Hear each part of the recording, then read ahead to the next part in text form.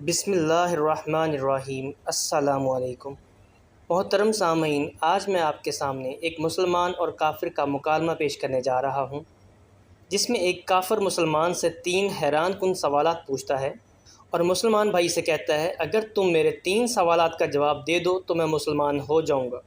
تو وہ 3 سوالات کیا تھے اور مسلمان نے ان کا کیا جواب دیا؟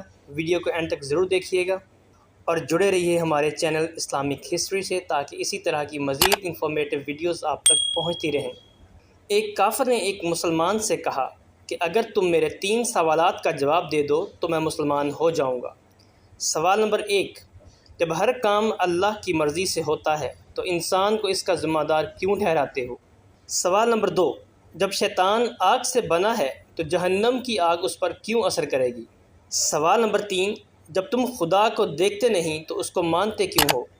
تو مسلمان نے ان تینوں سوالات کے جواب میں قریب پڑا ہوا مٹی کا ڈھیلا اٹھا کر کافر کو دے مارا۔ کافر کو بہت غصہ آیا اور اس نے قاضی کے پاس اس کا مقدمہ دائر کر دیا۔ قاضی نے مسلمان کو بلایا اور اس سے پوچھا کہ تم نے سوالات کے جواب میں مٹی کا ڈھیلا کیوں مارا؟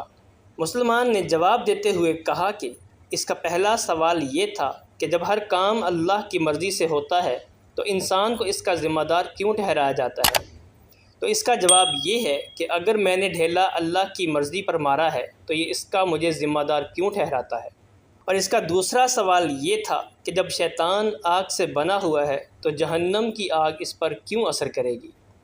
انسان مٹی سے بنا ہوا ہے، مٹی کا ڈھیلا اس پر کیوں اثر کرے گا؟ اور اس کا تیسرا سوال یہ تھا کہ جب تم خدا کو دیکھتے نہیں تو اس کو مانتے کیوں ہو؟ اس کا جواب یہ ہے کہ جب اسے درد نظر نہیں آتا تو درد کیوں محسوس کرتا ہے؟ تو مسلمان کے تینوں جوابات سن کر وہ کافر حیران رہ گیا اور اس نے اسی وقت کلمہ پڑھ لیا اور مسلمان ہو گیا۔ جی تو دوستو، کیسی لگی آپ کو آج کی ویڈیو؟